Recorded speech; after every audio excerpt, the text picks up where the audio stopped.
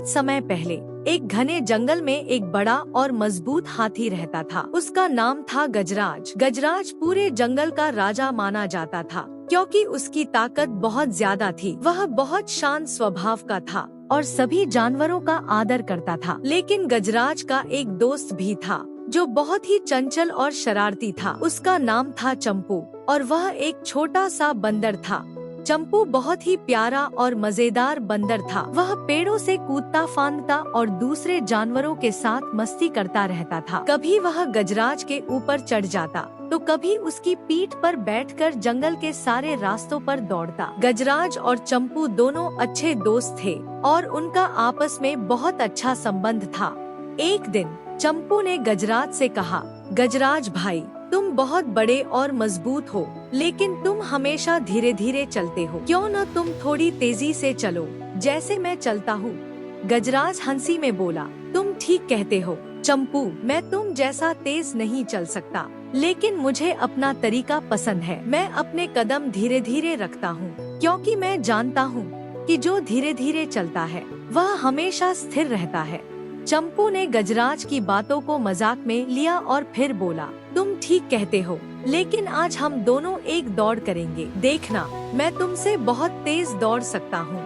गजराज ने थोड़ी देर सोचा और फिर मुस्कुराते हुए कहा, अगर तुम यह चाहते हो तो हम दौड़ लगा सकते हैं, लेकिन ध्यान रखना तुम कहीं पीछे ना रह जाओ। दौड़ की शुरुआत हुई। चंपू तेजी से दौड़ा और गजराज ने अपनी धीमी गति से चलना शुरू किया। चंपू बहुत दूर निकल गया था, लेकिन गजराज अपनी स्थिर गति से चल रहा था। अचानक चंपू को एक पेड़ की शाखा पर झूलते हुए बहुत मस्ती आ गई और वह खेलने लगा। वह इतना मगन हो गया कि दौड़ को भूल ही गया। चंपू सोच रहा था कि गजराज तो बहुत पीछे है, मुझे कोई फर्क नहीं पड़ता।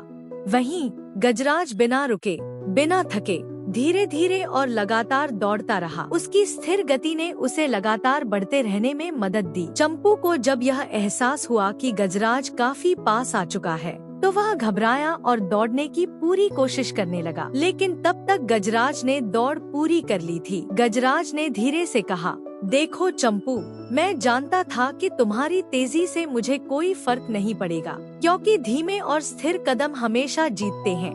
चंपू थोड़ा शर्मिंदा हुआ और बोला, तुम सही कहते हो गजराज, मैं बहुत जल्दबाजी में था। अब मैंने सीखा कि धैर्य और स्थिरता से बड़ी मुश्किलें भी आसान हो जाती हैं। गजराज हंसते हुए बोला, चंपू, याद रखना कि जीवन में कभी भी जल्दबाजी नहीं करनी चाहिए। अगर हम अपना काम सही समय पर और सही तरीके से करें, तो हम हमेशा सफलता प्राप्त करेंगे।